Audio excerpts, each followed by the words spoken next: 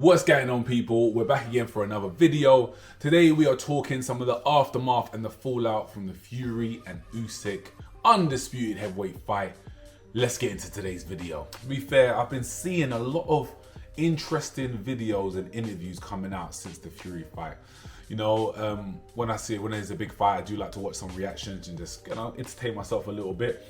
And I've seen some of the reactions of people watching the fight, and surprisingly, or not surprisingly, through bias, through whatever, I don't know what it is, we're seeing people who scored the fight for Fury and actually thought Fury won, or maybe even called it a close fight. The fight was a competitive fight, had competitive rounds, but it wasn't a close fight. Now, in my last video breakdown, I did say I had it 7-5, and I stick by that-ish, but what I didn't mention is, to be honest, it's 8-4. It actually, in my actual rounds that I counted up, had 8 rounds to Usyk, 4 rounds to Fury.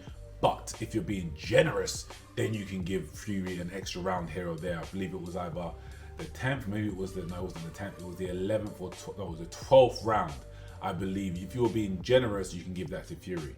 But that will make it 7-5 plus the knockdown. There's no way it's a close fight, so I can't, my maths are terrible, but it's either 116, 113, or 116, 112, you could even call it as well, should I say, for 8-4, and because of the knockdown. There's no way that it should even be close to being a Fury fight. Even some people saying, oh, you know, it could have been a draw. No, that fight was not close. A close fight means it could have gone either way, or it could be a draw. There's no way in my mind, and knowing boxing, that you could count 6 rounds for Fury, and then plus counting the knockdown. If you did that, then it has to just be bias on your side. Now, I'm not just saying that because I don't like Fury as a person, because like I said, he did very good in the ring, and do actually rate him in the ring. He did what he needed to do. Don't rate him as highly as a lot of people, but I think he's a good fighter. He's not an elite and great fighter at the level of Usyk, but he's a very, very good fighter. But there is no way you can score it for Fury or score him 6 rounds. And if you did, then you're lying. So you might think of, why am I saying that you're lying if you score it for Fury? Now, some people started to give Fury certain rounds and say, you know, well, he landed the bigger shots or he landed more shots. One quite ridiculous argument I saw was, yeah, well, Usyk landed more power shots, but Fury's power shots they seem like they had more effect because Fury's bigger. That's not what scores you to win a fight unless you've hurt someone with that power shot and just knocked him down. You can't just be like, okay, I landed one big power shot and you stumbled a bit, no knockdown, but he landed 30, but because his was bigger. Yo, that's ridiculous, especially in the heavyweight division when one guy is outweighing him by 40 pounds. Of course, it's going to be a little bit more of an effect, but even saying that, the biggest shots landed was not from Fury, it was from Usyk. Fury landed a big uppercut, I believe, in the 7th round, but it did not hurt Usyk in anywhere near the same way as Usyk's power hurt Fury. But let's get to the punch stats to show that if you scored certain rounds of Fury, you're just lying or you're biased. First round, Usyk outlands Fury. Second with power punches, Usyk outlands Fury. Third round, I believe they have equal shots here in the power punches, but I believe that Usyk with the front pressure, and I believe he landed more jabs in the 3rd round. But this is when Fury started to get into it. Still wouldn't give him that round. 4th round, 5th round, 6th round, not even debatable. Fury won those rounds, definitely. Let's go to the 7th round. Now, this is one where I said he could have given it for Fury, but let's actually look here. Jabs, Fury landed 3, Usyk landed 3 jabs. Power punches, Fury landed 9, and Usyk landed 10.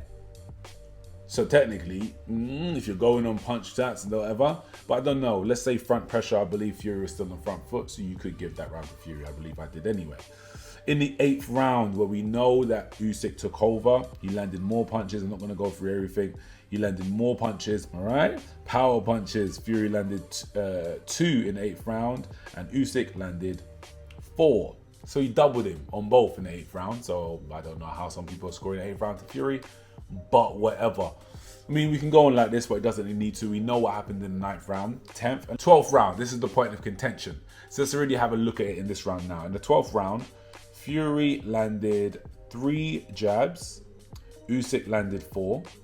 Power punches, Fury landed 7, and Usyk landed 14.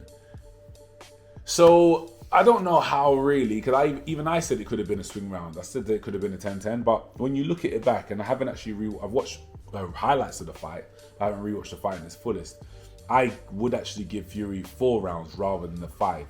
I'll give him 4, 5, 6, and 7, and that's it. I wouldn't give him 11, wouldn't give him 12, which is the ones I was not too sure about. And you can even have an argument of maybe not 7. So the fight was not a close fight. It was competitive within the rounds, but one person clearly won a lot of those rounds. I've seen Russ Amber, so on Usyk's side, saying that Usyk killed it first 6 rounds. I know, like, obviously that's where the bias kicks in. As much as I respect Russ Amber, he didn't win all 6 rounds. He won the first 3 rounds, and then definitely Fury took over.